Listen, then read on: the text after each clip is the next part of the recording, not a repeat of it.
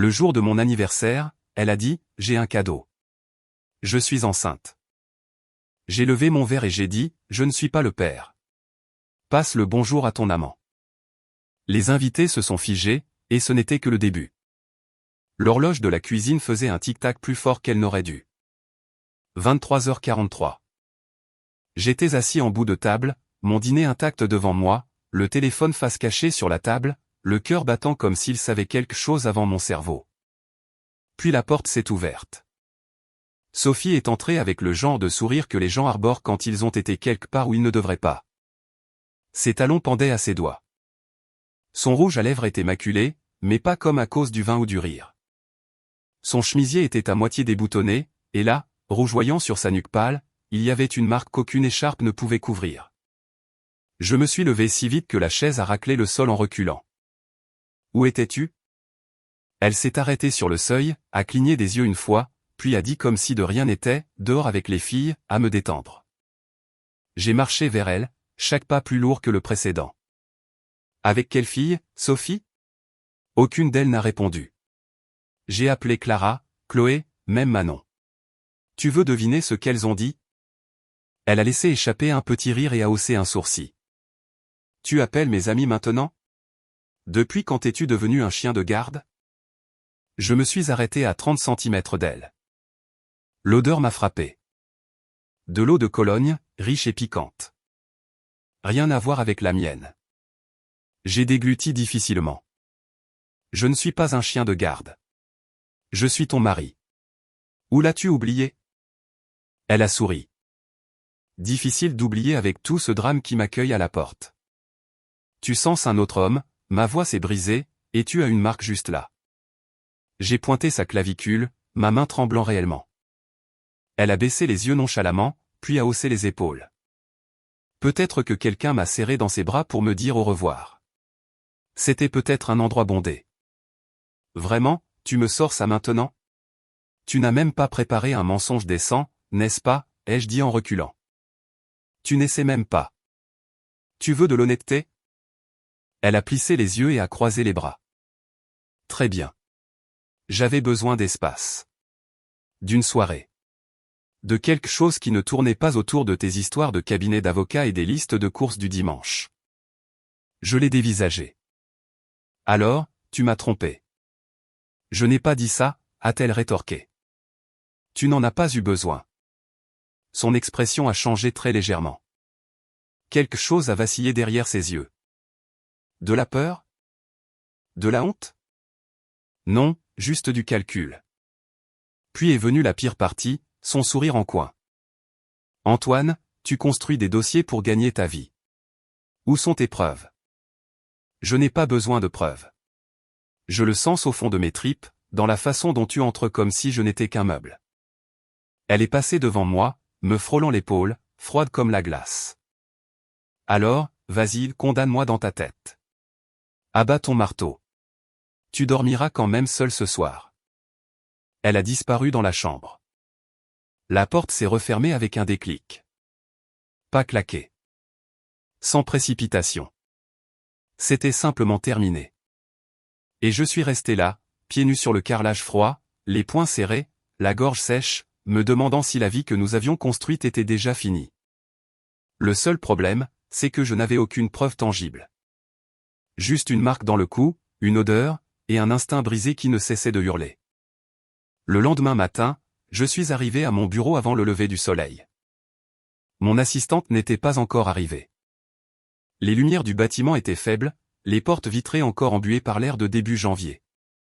J'ai laissé tomber ma mallette sur la chaise, j'ai sorti mon téléphone et j'ai ouvert mes contacts. J'ai fait défiler les collègues, les clients, les anciens camarades de la faculté de droit jusqu'à ce que je le trouve, Alain Renaud. 10 ans plus tôt, il était chef de la sécurité pour une affaire de fusion-acquisition sur laquelle j'avais travaillé. Le genre intelligent, silencieux, un ancien militaire avec un sens aigu de l'honnêteté. Nous étions restés en contact occasionnellement. Une fois, il avait débusqué une taupe dans une entreprise du CAC 40 en n'utilisant que des pistes papier et un reçu de café. J'ai appelé Alain. Sa voix était tout aussi rauque que dans mon souvenir. J'ai besoin de surveiller quelqu'un, ai-je dit, en sautant les politesses. ma femme. Il y eut une pause, mais pas longue. Je serai discret, a-t-il simplement dit. Envoie-moi son emploi du temps, les noms, les endroits habituels. Je m'occupe du reste. 2 semaines ont passé. 2 semaines à prétendre que tout était normal à la maison. Faire le café en silence, partager une salle de bain, se frôler comme si nous étions des étrangers dans un hôtel. Sophie a cessé de donner des excuses. J'ai cessé de poser des questions. Nous vivions dans la même maison, respirant le même air, prétendant qu'il n'était pas empoisonné. Et chaque jour, j'attendais, jusqu'à ce qu'Alain envoie un message texte « On doit parler ». En personne. Nous nous sommes retrouvés dans un restaurant à quelques rues de mon bureau. Un de ces endroits où les banquettes sont craquelées et le café a un goût de pile fondue. Il était déjà assis quand je suis arrivé. Même veste en cuir usé, même visage impassible. Alors, ai-je demandé en m'asseyant en face de lui.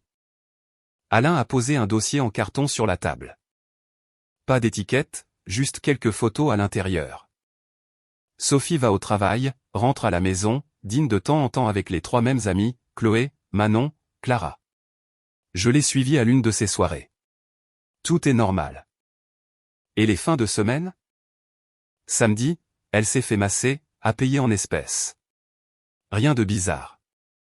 Dimanche, yoga. Je l'ai suivie les 2 jours. Elle n'est allée nulle part où elle n'était pas censée aller.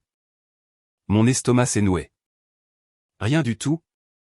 Il a secoué la tête lentement. J'ai vérifié ses relevés téléphoniques. Elle utilise une application de messagerie avec des conversations chiffrées. Ça pourrait être lié au travail, ou pas. Mais il n'y a pas de numéro inconnu, pas de rendez-vous tard le soir, pas de visite à l'hôtel, pas de type qui se montre. Je ne vois rien.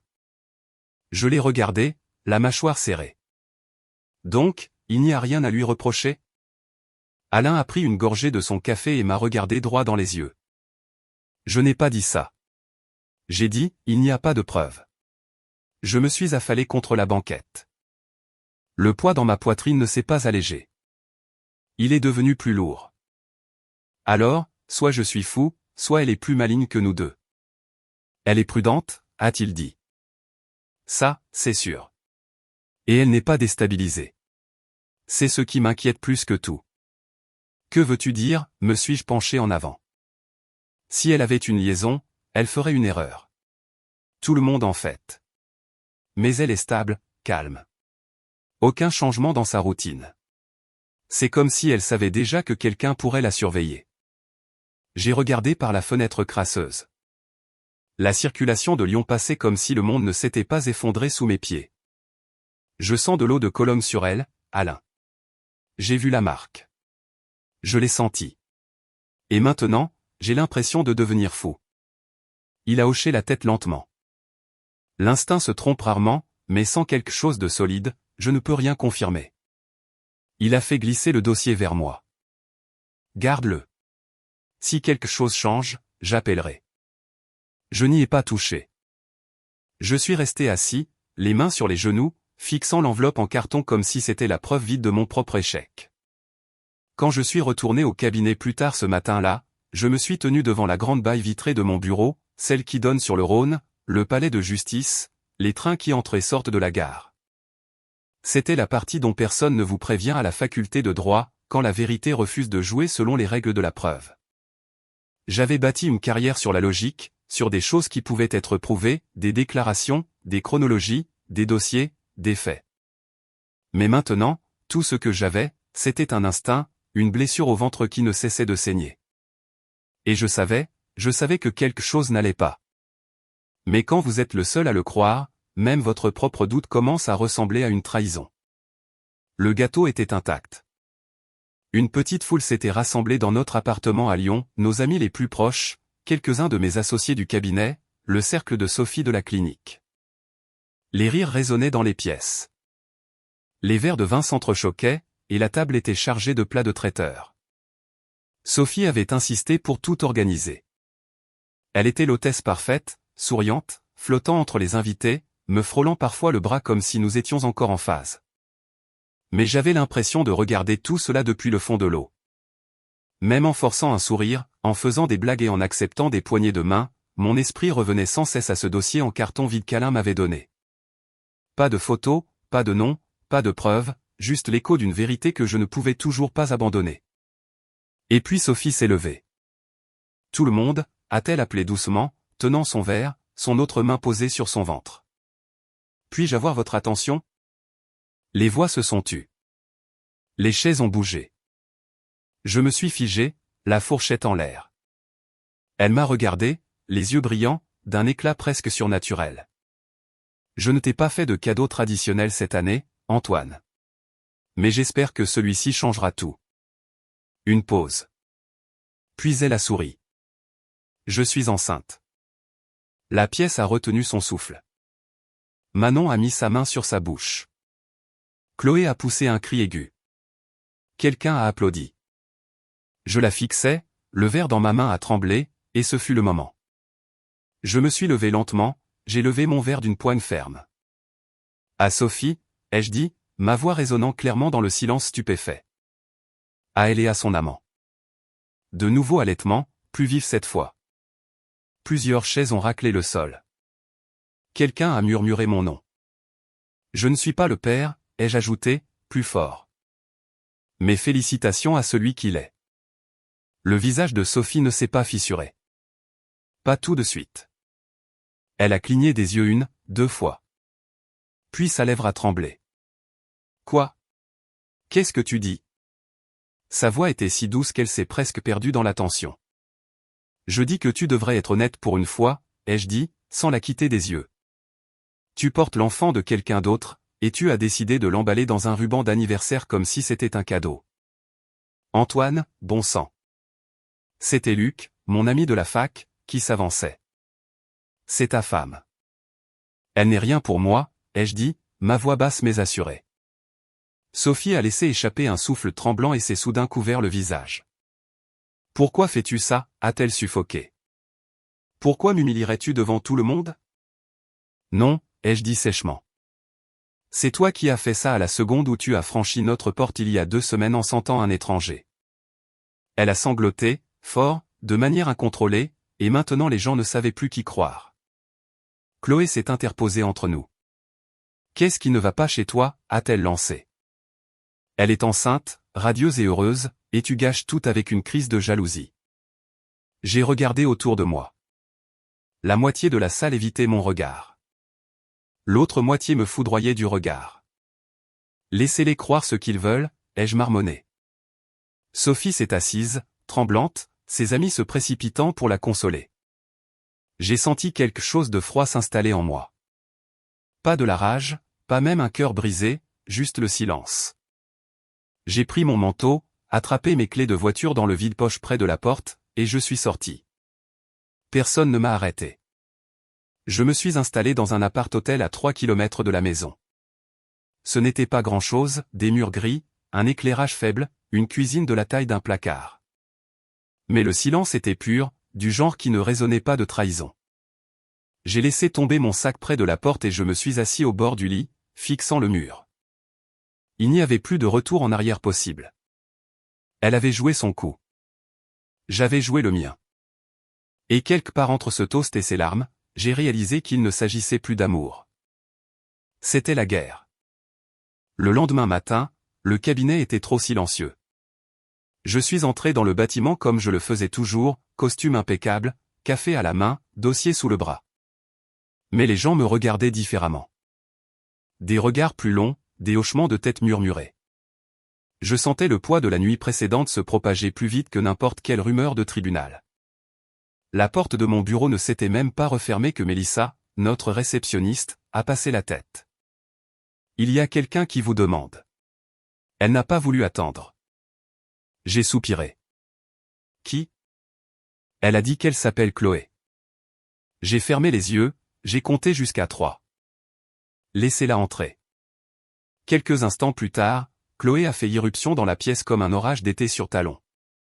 Elle portait un trench coat ajusté sur des vêtements de travail, mais ses yeux étaient fous, comme si elle n'avait pas dormi. Espèce d'incroyable lâche égoïste, a-t-elle sifflé, sans prendre la peine de baisser la voix. Je ne me suis pas levé. Je suis resté derrière mon bureau, calme, fatigué. Bonjour, Chloé. Tu l'as humiliée, a-t-elle craché. Tu as annoncé quelque chose de dégoûtant devant ses amis, ses collègues, comme un détective suffisant. Et maintenant, elle est au lit, pleurant comme une enfant. Tu veux m'expliquer ça? Je me suis levé lentement, j'ai boutonné ma veste. Ferme la porte si tu comptes crier. Non, a-t-elle sèchement répondu. Laisse ton petit personnel parfait entendre. Laisse-les voir qui tu es. Elle s'est tournée vers le couloir, la voix haute. Tout le monde, Antoine Lambert n'est pas celui que vous croyez. C'est un père qui a abandonné sa femme parce qu'il s'ennuyait. Les gens se sont figés dans le couloir. Mon assistant juridique a laissé tomber son stylo. As-tu fini, ai-je demandé. Non, a-t-elle dit en s'avançant furieusement. Parce que Sophie t'aimait.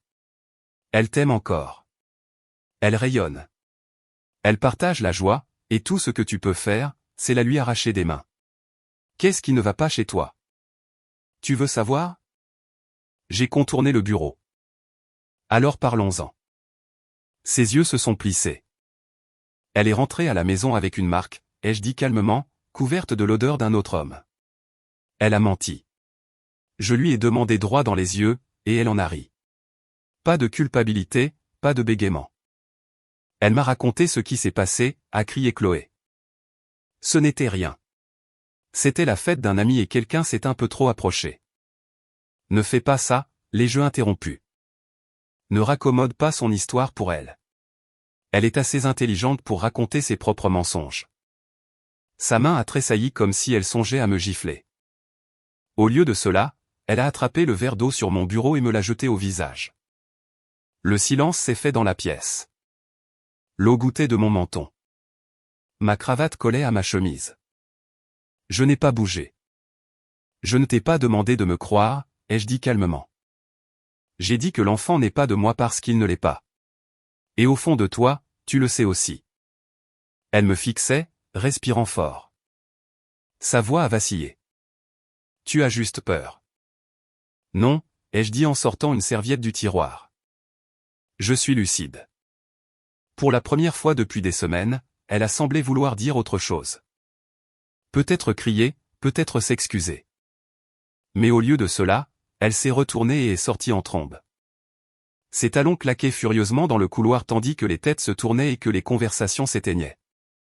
J'ai essuyé l'eau de mon visage lentement et j'ai regardé vers la porte.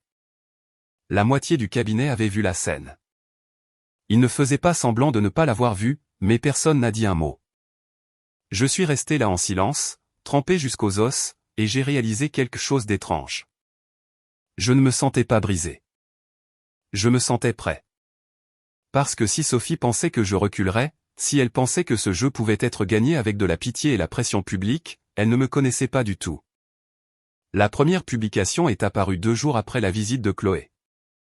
Une photo d'échographie rayonnante avec la légende « Le plus petit battement de cœur peut secouer tout votre monde ». 2 cœurs. Maman reconnaissante joie du premier trimestre × ébranlable. Les mentions j'aime se sont accumulées rapidement. Puis sont venues les publications en story, Sophie sous une lumière douce, les mains sur son ventre, sirotant une tisane au gingembre, entourée de bougies, et des commentaires de soutien de ses amis. Tu es radieuse. Il ne te mérite pas. Le faire seul prouve à quel point tu es forte. Chaque fois que j'ouvrais mon téléphone, une autre notification d'identification apparaissait, @Sophie Lambert mère guerrière maman survivante. Chacune était un petit couteau. Chacune réécrivait l'histoire, une photo filtrée à la fois. Sur chaque cliché, elle était paisible, sereine, dépeinte comme la sainte patronne de la maternité moderne, s'élevant au-dessus d'un mari amer et distant émotionnellement qui ne pouvait pas gérer le miracle de la nouvelle vie. Ce que personne ne voyait, ce que personne ne demandait, c'était ce qui avait précédé ses sourires sous une lumière douce. Personne ne voulait entendre parler de l'eau de Cologne, du sourire en coin ou du silence après que je lui ai demandé de me dire la vérité. La sympathie affluait quand même, et avec elle venait la distance. Clara a cessé de répondre aux textos. Notre conversation de groupe de couple, un silence de mort. Même Mélissa, mon assistante, me parlait maintenant avec une sorte de distance prudente, comme si je pouvais exploser ou me dissoudre à tout moment. Le pire a été quand un ancien collègue de Sophie m'a coincé dans un café du centre-ville et a dit « Vous savez qu'elle vous aime toujours, n'est-ce pas ?» avant de s'éloigner sans attendre de réponse. J'étais seul jusqu'à ce que l'on frappe à ma porte jeudi soir. Je l'ai ouverte pour trouver Luc, sweat à capuche sur la tête, un pack de 6 bières pendant d'une main, un sac de chips dans l'autre. Pas de message texte, pas d'appel, a-t-il dit. Je n'avais pas envie de demander. Il est entré sans attendre. Luc et moi avions partagé une chambre à la fac, puis pendant la préparation du barreau. Le type avait une fois rompu avec une fille parce qu'elle avait critiqué mon mémoire lors d'un procès fictif. La loyauté était profondément ancrée en lui. Et ce soir-là, j'en avais besoin plus que je ne voulais l'admettre. Nous avons ouvert une bière en silence. 10 minutes se sont écoulées avant qu'il ne reprenne la parole. Elle fait son numéro, a-t-il dit, fixant la télévision en sourdine. J'ai vu la publication et les hashtags, tous. Je n'ai pas répondu. Elle est douée pour ça, a-t-il ajouté. Elle l'a toujours été. Je me souviens comment elle gérait cette collecte de fonds à l'université comme si c'était une production de Broadway. Tu penses que j'ai tort, ai-je demandé, la voix plate. Il a tourné la tête. Est-ce que ça a de l'importance? Ça a de l'importance pour tout le monde. Je ne suis pas tout le monde. Il s'est penché en avant, les coudes sur les genoux. Je ne sais pas si elle t'a trompé, Antoine, mais je te connais. Tu ne fais pas exploser ta propre vie pour le plaisir. Tu ne jettes pas de verre de vin ou ne fais pas de discours devant des invités à moins que quelque chose ne te ronge de l'intérieur. Alors, si ton instinct te dit que quelque chose cloche, ça me suffit. J'ai expiré lentement. L'air dans la pièce semblait un peu moins lourd. J'ai perdu tout le monde. Ils n'étaient pas à toi au départ. S'ils ont lâché si vite. Il a levé sa bière. Au doute. Et aux idiots têtus comme toi qui continuent de chercher la vérité, même quand personne n'applaudit. Nous avons bu cette nuit-là. Alors qu'il s'endormait, à moitié assis sur le canapé avec son sweat à capuche sur les yeux, je me suis assis près de la fenêtre et j'ai regardé la ville respirer. L'appartement ressemblait moins à un exil qu'à une tranchée. Et cette loyauté silencieuse et vacillante d'un vieil ami a suffi à me faire tenir un peu plus droit le lendemain matin. La guerre n'était pas terminée. Loin de là. Il pleuvait la nuit où elle est arrivée. Pas une petite bruine, non. Une de ces tempêtes froides et régulières de la région qui vous trempent jusqu'aux os juste en traversant la rue. Le genre qui rend le monde plus lourd. Je venais de finir de ranger des papiers quand on a frappé. 3 coulants et délibérés. Je n'ai pas bougé au début, fixant simplement la porte. Quand je l'ai ouverte, elle était là, Sophie, les cheveux humides, son imperméable collant à sa silhouette. Pas de maquillage, pas de filtre, juste elle, simple et réelle, comme si elle avait retiré une partie de sa performance. On peut parler, a-t-elle demandé. Calme, douce. Pas vaincue, contrôlée. Je me suis écarté sans un mot. Elle est entrée comme si elle était chez elle. Sans hésitation. Elle a pris la même chaise qu'elle utilisait toujours à la table de la cuisine, celle avec le pied desserré qu'elle ne m'a jamais laissé réparer. Ses mains étaient jointes sur la table comme si elle attendait le début d'une partie d'échecs. Je me suis assis en face d'elle. La pluie tapotait la fenêtre derrière nous, régulière comme un métronome. Elle a parlé la première. Je veux que tu rentres à la maison. J'ai cligné des yeux lentement. C'est pour ça que tu es venu? Tu me manques, a-t-elle dit, la voix stable. Notre vie me manque, le calme, ta cuisine, la façon dont tu vérifies toujours 2 fois la serrure de la porte avant de te coucher. Je me suis légèrement penché en arrière. Je ne te manque pas. Le contrôle te manque. Elle a tressailli, mais à peine. Je ne suis pas la méchante, Antoine, a-t-elle dit, presque tendrement. Les choses sont devenues compliquées. Mais nous sommes toujours nous. On peut arranger ça. Non, ai-je dit. Elle a penché la tête. Non. Je me suis penché en avant, la fixant dans les yeux. Non. Enlève le masque, Sophie. Je demande le divorce. Voilà, c'était dit. Et pendant 5 bonnes secondes, elle n'a pas bougé, n'a pas cligné des yeux. Puis elle a expiré par le nez et s'est levée slowly. Pas une larme, pas une supplication, juste un hochement de tête silencieux comme si nous terminions une réunion informelle. Elle a attrapé son manteau. Je pensais que tu dirais ça. C'est tout ce que tu as à dire? Sa voix était indéchiffrable. Tu as pris ta décision. Qu'est-ce que ça changerait? Tu n'es pas surprise. Non, a-t-elle dit. Je ne le suis pas. Elle s'est dirigée vers la porte. Je ne l'ai pas arrêtée, mais juste avant de l'ouvrir, elle s'est retournée. Tu as toujours pensé que tu pouvais voir à travers les gens, Antoine, mais tu n'as jamais regardé assez profondément. Et puis elle est partie. Pas de porte claquée, pas de mots brisés, juste le silence et la pluie. Je suis resté là, au milieu de la cuisine, le fantôme de son parfum flottant encore dans l'air. Quelque chose dans son calme. Ça ne collait pas. Ce n'était pas de la culpabilité. Ce n'était pas un cœur brisé. C'était de la stratégie. Elle n'était pas prise au dépourvu. Elle avait une longueur d'avance. Pour la première fois, j'ai réalisé que la femme que j'avais épousée ne cachait peut-être pas seulement une infidélité. Elle pouvait cacher quelque chose de bien pire. La salle d'audience du palais de justice sentait le vieux bois et la nervosité. J'étais assis seul à la table du demandeur, un dossier devant moi, parfaitement aligné avec le bloc-notes jaune que je n'avais pas touché. Mon avocate, Maître Dubois, était assise à côté de moi, parcourant tranquillement notre documentation. Elle était calme, le dos droit, mais même elle jetait des coups d'œil vers les portes parce que Sophie était en retard. Pas de beaucoup, peut-être 3 minutes après l'heure, mais la salle d'audience était déjà remplie de cette anticipation électrique, comme les secondes avant un éclair. Et puis les portes se sont ouvertes. Elle est entrée à pas lents et mesurés, robe couleur crème, chaussures plates, pas de bijoux. Ses cheveux étaient attachés en une queue de cheval basse. Et elle marchait juste derrière un homme en costume gris impeccable, son avocat. À en juger par son apparence à mâchoire serrée, cravate en soie, tablette déjà en main, il n'était pas là pour faire la paix. Sophie avait l'air fragile. C'est le mot qu'ils utiliseraient. Celui dont le juge se souviendrait. Pas coupable, pas sur la défensive, juste fragile. Elle s'est assise en face de moi sans croiser mon regard. Et puis les jeux ont commencé. Votre honneur, a dit son avocat en se levant avec une légère inclinaison de la tête, Madame Lambert a immensément souffert au cours des derniers mois. Cette affaire ne concerne pas l'infidélité ou des accusations folles. Il s'agit de cruauté morale, de retrait, d'abandon, une conduite qu'aucun conjoint ne mérite.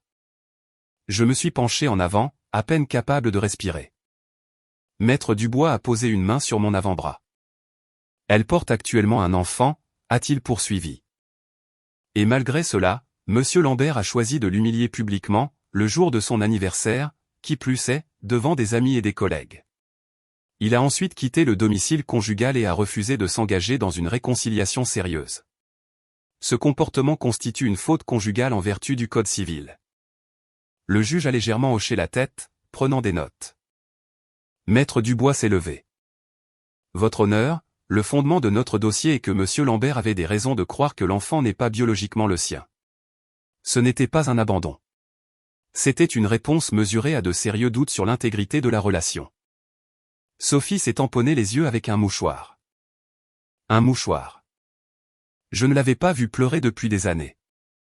Pas quand sa mère est décédée. Pas quand nous avons perdu cette première grossesse il y a 6 ans.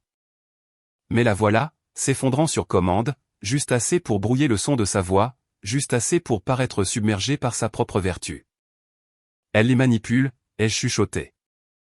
Je sais, a dit doucement Maître Dubois. Laissez-moi parler. Son avocat a continué, nous demandons la pleine jouissance du domicile conjugal jusqu'à la naissance de l'enfant, une pension alimentaire pour conjoint jusqu'à la fin de la grossesse et 6 mois après l'accouchement, et le contrôle des actifs communs étant donné le préjudice moral qu'Antoine a imposé. Je me suis levé. Je ne le voulais pas, je ne pouvais tout simplement pas rester assis. Votre honneur, ai-je dit, en essayant de garder mon calme, je n'abandonne personne. Je lui ai demandé en face si elle avait été avec quelqu'un d'autre. Elle a ri. Elle est partie. Je n'essaie pas de la punir. Je veux juste la vérité. Je ne crois pas que l'enfant soit de moi, et cela a de l'importance. Le juge m'a regardé par-dessus ses lunettes. Avez-vous des preuves d'infidélité, Monsieur Lambert? J'ai hésité. Non. Juste un instinct. L'avocat de Sophie a bondi. Exactement. Pas de test de paternité, pas de photo, pas d'aveu. Juste une intuition. Et une intuition ne devrait pas laisser une femme enceinte sans abri. Sophie a laissé échapper un léger sanglot. La salle d'audience est restée silencieuse. Le juge a jeté un regard vers elle, puis est revenu vers moi. Tant que nous n'aurons pas quelque chose de plus substantiel, monsieur Lambert, vos instincts ne sont pas des preuves. Pour le moment, une pension alimentaire temporaire sera accordée. La pleine jouissance du domicile conjugal est attribuée à madame Lambert jusqu'à la prochaine audience. Mes mains se sont crispées sous la table. Le son du marteau du juge frappant le banc était étrangement plus fort qu'il n'aurait dû l'être. L'audience est levée. Sophie s'est levée lentement, sa main reposant brièvement sur son ventre, le mouchoir toujours serré dans l'autre. En passant devant moi avec son avocat, elle n'a pas dit un mot, mais pendant une seconde, ses yeux ont croisé les miens, et ce que j'ai vu n'était pas du chagrin.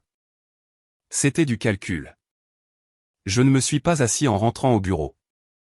J'ai fait les 100 pas, lentement d'abord, puis plus vite.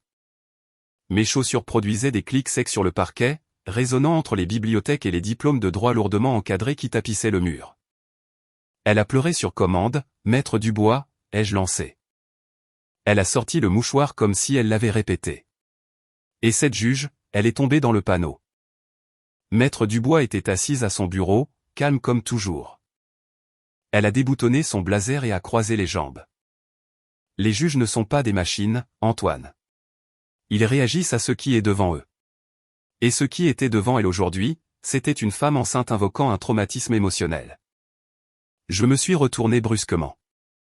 Vous pensez que j'ai causé ça? Je pense, dit-elle lentement, que vous avez sous-estimé la capacité de votre femme à jouer sous pression. Elle ne fait pas que jouer. Elle réécrit toute l'histoire, ai-je dit, en pointant vers la porte comme si la salle d'audience était encore au bout du couloir. C'est moi qui ai quitté le mariage, apparemment. Le gars qui ne pouvait pas gérer le miracle de la vie. C'est ce qu'il voit. Maître Dubois a haussé un sourcil. Vous êtes parti. J'ai arrêté de faire les 100 pas. Vous savez pourquoi.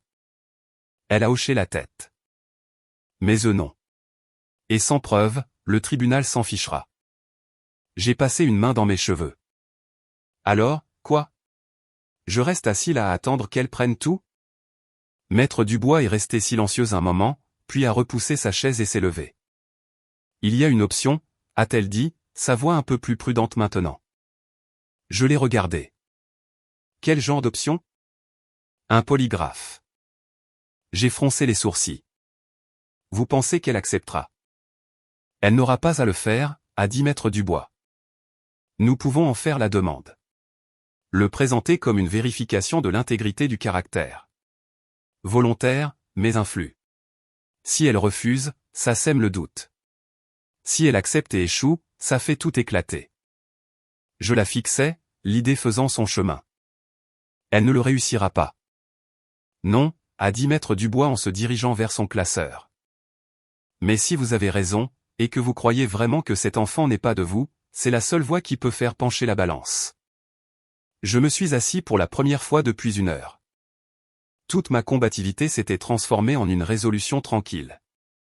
C'est ma dernière carte, ai-je dit.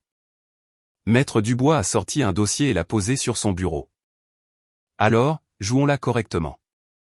Elle n'a pas croisé mon regard quand je suis entré dans la salle d'audience. Sophie était assise à la table de la défense, les mains jointes, les lèvres serrées. Ses cheveux étaient attachés de la même manière qu'à notre mariage. Et j'ai failli me laisser souvenir de qui elle était avant les performances, avant les hashtags, les mouchoirs et la pitié. Mais dès que je me suis assis en face d'elle, je l'ai vue. Elle avait peur. Elle ne le montrait pas comme la plupart des gens, pas de tremblement, pas de panique, mais j'avais vécu à côté de ce visage pendant 10 ans. Et sous le calme, j'ai reconnu ce qu'elle faisait, elle se préparait à l'impact. Maître Dubois s'est penché vers moi et a chuchoté, « Reste calme. Laisse la vérité éclater. » Le juge est entré. Les formalités se sont déroulées en un éclair. Puis Maître Dubois s'est levé. Votre honneur, conformément à un accord signé par les 2 parties jeudi dernier, nous soumettons les résultats d'un examen polygraphique volontaire mené par un examinateur indépendant agréé par la République française. Sophie s'est raidie. Son avocat s'est tourné, murmurant quelque chose d'un ton bas et sec. « Objection », a-t-il dit en se levant. « Nous nous opposons à la pertinence et à l'admissibilité des résultats du polygraphe. Comme le sait la Cour, ces tests sont souvent exclus en raison de questions de fiabilité scientifique. » Le juge a levé la main. Soyons clairs. Ce polygraphe a-t-il été signé et consenti volontairement par les deux parties? L'avocat de Sophie a hésité. Puis, oui, votre honneur, mais encore une fois, nous mettons en garde la Cour. Je pèserai son importance en conséquence. Poursuivez. Maître Dubois a tenu le dossier comme un poignard. 2 questions ont été soumises et examinées. Elle a ouvert le dossier et a lu la première lentement, laissant chaque mot en suspens dans l'air. Avez-vous eu des relations intimes avec quelqu'un d'autre que votre mari au cours de votre mariage? Sophie n'a pas cligné des yeux. Réponse, oui. Résultat, déterminé comme étant véridique. Un halètement brusque est venu de derrière nous. Le stylo de quelqu'un est tombé par terre. Mon estomac est resté calme. J'avais déjà fait la paix avec cette vérité. Mais c'est la deuxième question qui a rendu le silence douloureux. Maître Dubois a fait une pause juste assez longue pour laisser le poids de la question s'installer. Votre mari, Antoine Lambert, est-il le père biologique de votre enfant à naître? Elle n'a pas élevé la voix, elle n'en avait pas besoin. Réponse, non. Résultat, déterminé comme étant véridique. La salle d'audience n'a pas explosé. Elle s'est effondrée. Une des femmes dans la galerie a eu un haut-le-corps comme si elle avait été giflée. Un homme derrière moi a marmonné, mon Dieu, sous son souffle. Même l'avocat de Sophie semblait stupéfait. Sophie regardait ses genoux, ses doigts s'enfonçant dans sa propre paume. Pas de larmes, pas de déni, simplement mise à nu. Le juge s'est penché en avant. Madame Lambert, contestez-vous les résultats de cet examen? La voix de Sophie était à peine un murmure. Non, votre honneur. Je suis resté immobile. Mes mains étaient calmes pour la première fois depuis des semaines. Le juge a joint ses mains. Sur la base de ces preuves et du témoignage trompeur fourni précédemment par la défenderesse, j'annule la décision préliminaire. Elle s'est tournée vers moi. Monsieur Lambert, vous n'êtes plus responsable du soutien financier lié à cette grossesse. Votre nom n'apparaîtra sur aucun acte de naissance à moins qu'un futur test de paternité ne prouve le contraire. Vous êtes libéré de toutes les obligations de logement et de pension alimentaire précédemment ordonnées. Elle a regardé de nouveau Sophie. Quant à Madame Lambert, ce tribunal estime que la fausse représentation et l'omission stratégique de la vérité ont sapé les précédentes allégations de cruauté morale. La pension alimentaire pour conjoint est refusée. Les actifs matrimoniaux seront partagés équitablement. Il y eut une pause. Puis le coup de marteau. La prochaine audience sera fixée dans les 30 prochains jours. La séance est levée. Tout le monde s'est levé. Sophie est restée assise comme si ses jambes avaient oublié comment fonctionner. Son avocat a essayé de lui chuchoter quelque chose à nouveau, mais elle a secoué la tête et l'a repoussé. Je me suis tourné vers Maître Dubois. C'est tout? Elle a hoché la tête. C'est tout. Tu n'es plus le méchant. J'ai pris une inspiration, et cette fois, je n'ai pas eu l'impression de devoir me battre pour respirer. Je me suis tourné vers Sophie une dernière fois. Elle a finalement levé les yeux, vitreux, les lèvres tremblantes. Mais je n'ai pas offert de pitié, juste le silence. Elle avait fait son choix. Et maintenant, la vérité l'avait rattrapée. Je me tenais juste à l'extérieur des marches du palais de justice, les mains dans les poches de mon manteau, regardant le vent emporter les feuilles sur le trottoir comme des pages oubliées. Le poids que j'avais porté pendant des semaines s'était déplacé. Pas disparu, mais soulevé juste assez pour respirer sans grincer des dents. Maître Dubois était retourné à l'intérieur pour déposer des documents. Les journalistes et les curieux se sont dispersés. C'était comme le moment après une tempête, propre, mais étrangement calme. C'est là que je l'ai entendu. Antoine. Je me suis retourné. Sophie se tenait sous l'auvent, son manteau enroulé autour d'elle comme une armure. Son maquillage était coulé, mais pas à cause du drame. Cette fois, ça semblait réel. Ses yeux étaient rougis et sa voix tremblait. Je peux dire quelque chose? Je n'ai pas bougé. Vas-y. Elle s'est approchée lentement. Pas de ruse, pas de sourire en coin, juste elle. J'ai paniqué, a-t-elle dit. Je ne savais pas comment te parler de tout ça. Ça ne devait pas aller aussi loin. J'ai hoché la tête lentement. Mais c'est allé loin. Elle a hoché la tête aussi, déglutissant difficilement. Je ne voulais pas te perdre. Je n'avais pas prévu de mentir.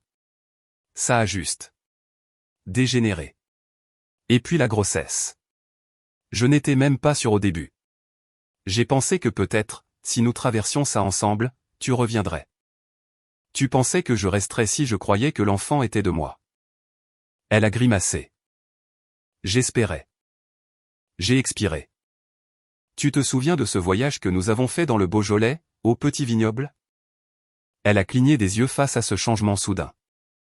Oui. Nous avons passé un après-midi à parler du genre de parents que nous serions, de la façon dont nous élèverions un enfant, du genre de vie que nous voulions construire. Je voulais ça. Je sais. Je l'ai regardé, fermement. Mais je le voulais avec toi. Pas avec quelqu'un qui prétendait être toi. Des larmes ont monté à ses yeux, mais elle ne les a pas laissées couler. Tu penses que je suis un monstre, a-t-elle chuchoté. Non, ai-je dit. Je pense que tu as eu peur et que tu es devenu doué pour mentir. Elle a détourné le regard, la mâchoire serrée, puis a hoché la tête une fois. Je suis désolé. J'ai fait une pause un instant, laissant le silence s'étirer entre nous. Je te crois, ai-je dit. Mais ça ne change rien.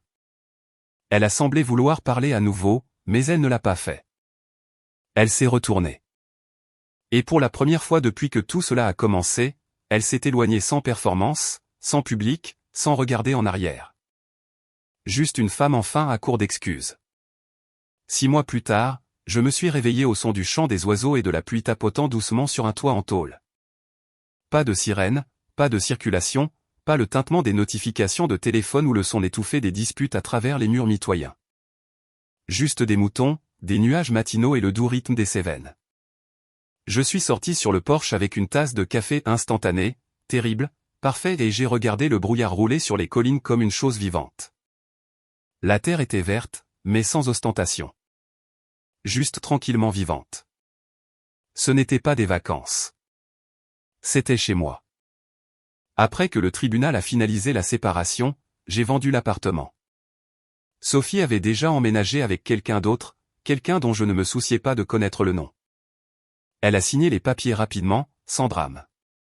J'ai pris la moitié de tout ce que nous avions construit, j'ai emballé le peu de choses auxquelles je tenais encore, et j'ai réservé un billet aller simple. Les Cévennes avaient toujours été un fantasme. À la fac, Luc et moi plaisantions en disant que si nous perdions tout, nous garderions des moutons sur une colline quelque part et ferions du vin que personne n'achèterait. C'était censé être une blague. Maintenant, c'était une vie. Je travaillais la terre avec 2 fermiers locaux qui ne posaient pas de questions. Les matins étaient consacrés à réparer les clôtures et à poursuivre le bétail têtu. Les après-midi se passaient dans la cave, à apprendre la science de la fermentation, du sol et de la patience. Et pour la première fois depuis des années, je dormais sans serrer la mâchoire. Un après-midi, une lettre est arrivée. Pas un courriel, pas un message texte, une lettre. L'enveloppe était tachée, l'adresse écrite de l'écriture désordonnée de Luc. À l'intérieur, une seule ligne, tu n'as pas cédé. Fier de toi, mon frère. En dessous, un polaroid de lui tenant une bière dans notre ancienne chambre d'étudiant, datée de 2009. J'ai ri si fort que j'ai failli le faire tomber dans la terre du vignoble.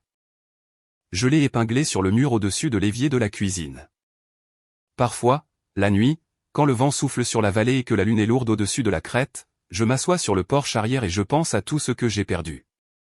Puis je pense à tout ce que je n'ai pas perdu. Je n'ai pas perdu mon instinct. Je n'ai pas perdu ma colonne vertébrale. Et je n'ai pas perdu la partie de moi qui croit encore en la vérité. Même quand elle se cache derrière des mensonges, des mouchoirs et des voix douces destinées à tromper.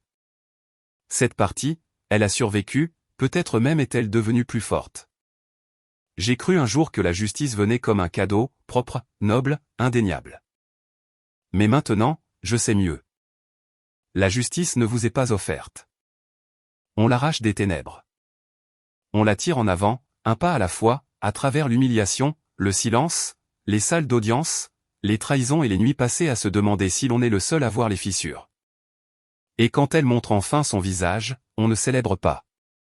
On respire simplement et on construit quelque chose de mieux dans l'espace où le mensonge vivait autrefois. C'était la fin de mon histoire. Chloé a soutenu Sophie, m'a jeté un verre d'eau au visage et a juré que j'étais le méchant parce qu'elle a cru sa meilleure amie sans poser de questions.